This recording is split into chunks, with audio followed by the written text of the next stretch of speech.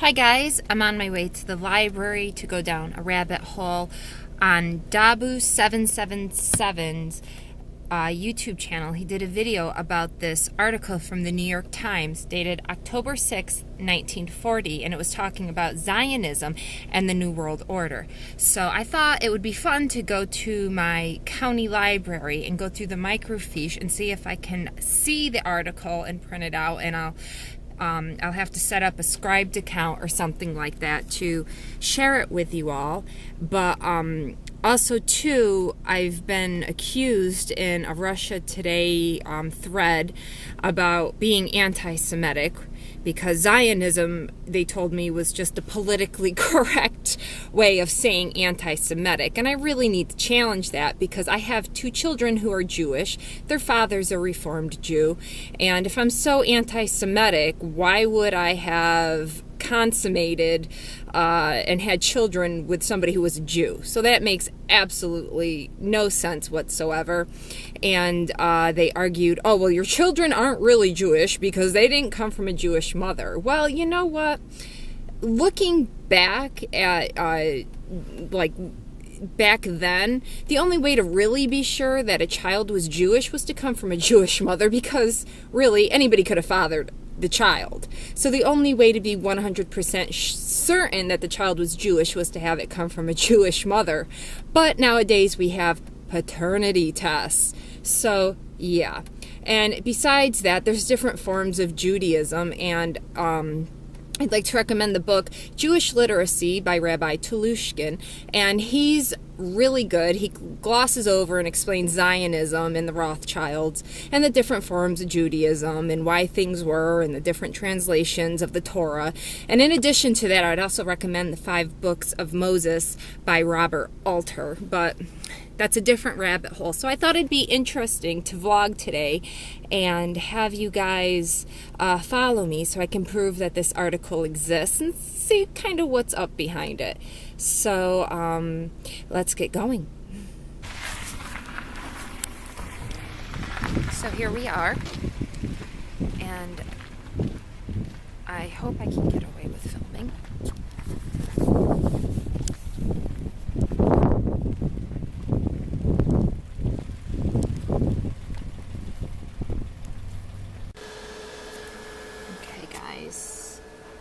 So, there it is, and yeah, we'll print it out. So guys, this is the article, and you can see it's the New York Times, Sunday, October 6, 1940, the New World Order Pledge to Jews, and you can see to the left where I've blown up the article, or the header, okay, so you can kind of see it a little better. And let me go to the next image where I've actually blown up the article for you all. And to the left is an interesting cartoon that I found on a different page in the same edition of the paper. And there's a hand, and it's holding the swastika, and you have the swastika, of course, pulling the strings on the French woman. So basically Germany is controlling France, but yet who's controlling Germany? Who's the hand controlling Germany? And if you really want to get deep into your symbolism and stuff like that, the hand looks kind of like it's giving the Baphomet, the devil sign. If you want to go down that route, I really find that absolutely fascinating. So, moving on to the article, I'm going to read it here for you, and it's entitled The New World Order Pledged to Jews. Arthur Greenwood of British War Cabinet sends message of assurance here. Writing of wrongs seen. English rabbi delivers to Dr. S.S. Weiss new statement on question after war. In the first public declaration on the Jewish question since the outbreak of the war, Arthur Greenwood, member without portfolio in the British War Cabinet, assured the Jews of the United States that the victory was achieved and effort would be made to found a new world order based on the ideals of, quote, justice and peace, end quote. Mr. Greenwood, who is deputy leader of the British Labour Party, declared that in the New World, the, quote, conscience of civilized humanity would demand that the wrongs suffered by the Jewish people in so many countries should be righted, end quote. He added that after the war, an opportunity would be given to Jews everywhere to make a, quote, distinctive and constructive contribution, end quote, in the rebuilding of the world. No agenda there. No New World Order, people. Moving on. The message was delivered last week to Dr. Stephen S. Wise, Chair of the World Jewish Congress, by Rabbi Maurice L. Pelswig, Chairman of the British section of the Congress.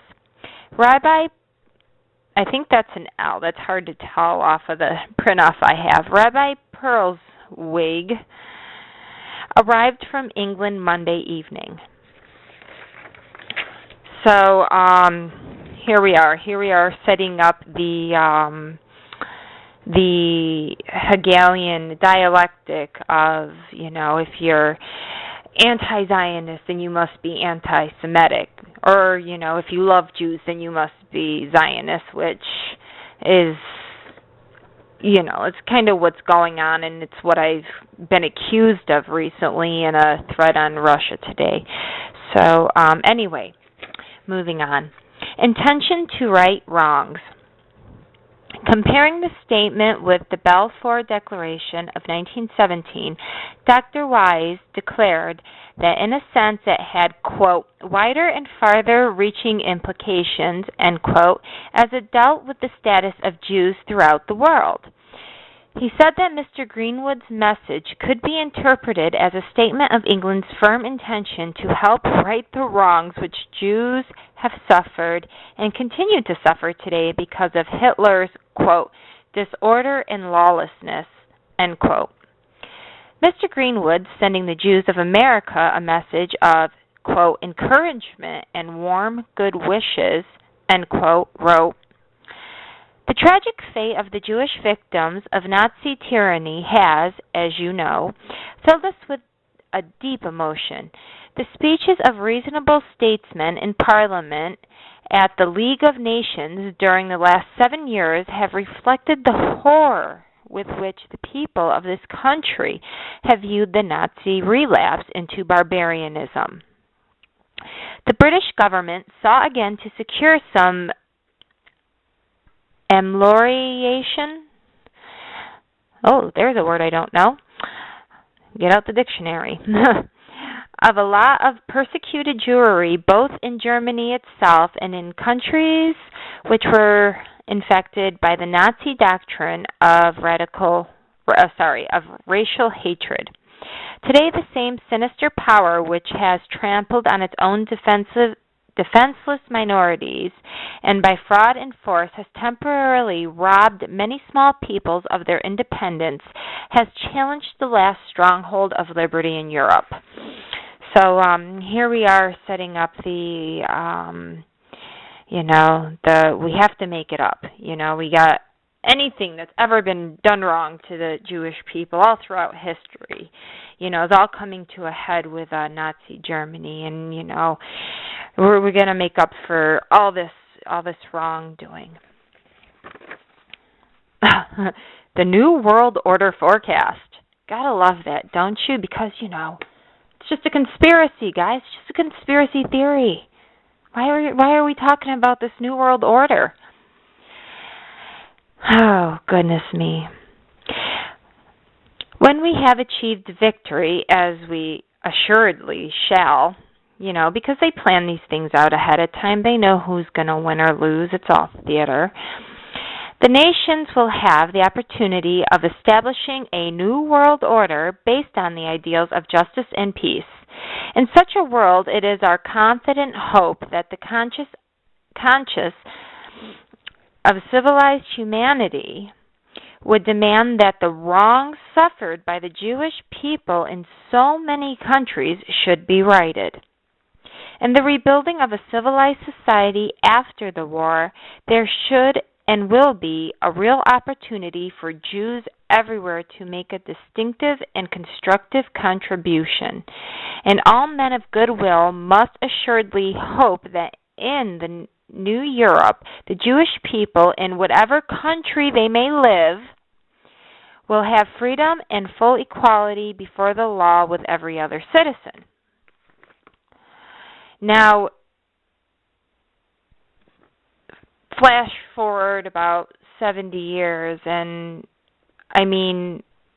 they're saying justice and peace. Well, where's the justice and peace for all these people who are being displaced by this Israeli apartheid that the U.S. has been funding? Okay?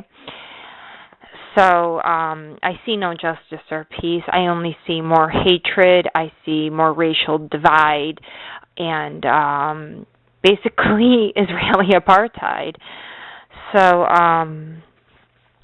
no Zionist agenda here.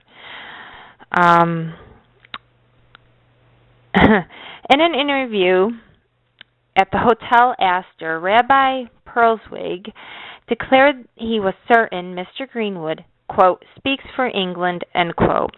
There is a clear realization, he added, that freedom and emancipation for the Jewish people are tied up with emancipation and freedom for people everywhere.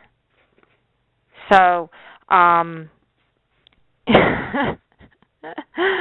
oh boy. That's reminiscent of like the whole Bernays Virginia Slims ad where, he correlated cigarettes. They were little torches of liberty. So, you couldn't be against smoking, women smoking, because if you were, then you were against the women's libs. So who's gonna like not smoke? I mean, if you're a liberated woman, you're gonna smoke. So here it's like, hey, you either got to support whatever agenda, is going to be carried out on behalf of Jews everywhere for all this, all this strife that they've had, or you're just against freedom, right? The message, Rabbi Perlswig remarked, was the subject of earnest consideration by the British government. This is a declaration in behalf of the whole world, he observed. Here, the British government expresses clearly that it hopes will take place after the war is won. So here they already know they're going to be the victors.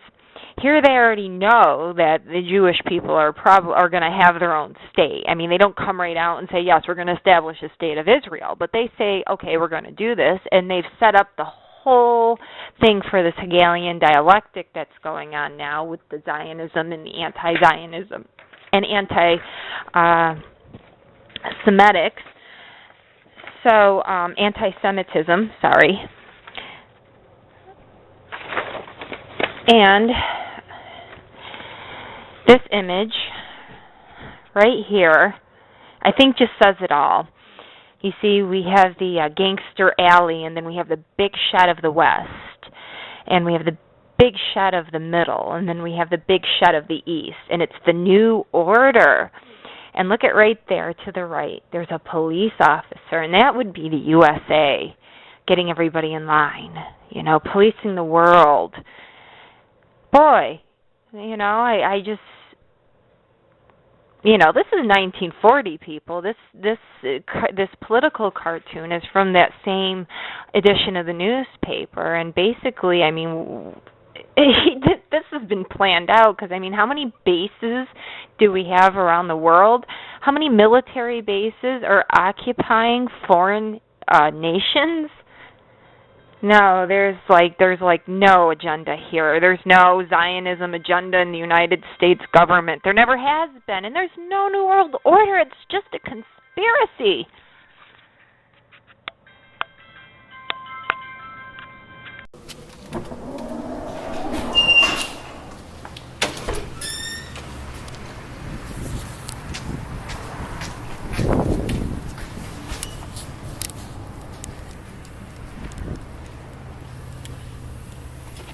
Okay guys, mission accomplished. It looks like the article really does exist, and I also too found some very interesting images from that edition of the New York Times to share with you, and looks like I'll have to put up a scribed account to share those with you, and yeah, and to all those people on Russia Today saying, oh, there's no Zionist agenda, there's no New World Order, I think you can go fuck yourselves now.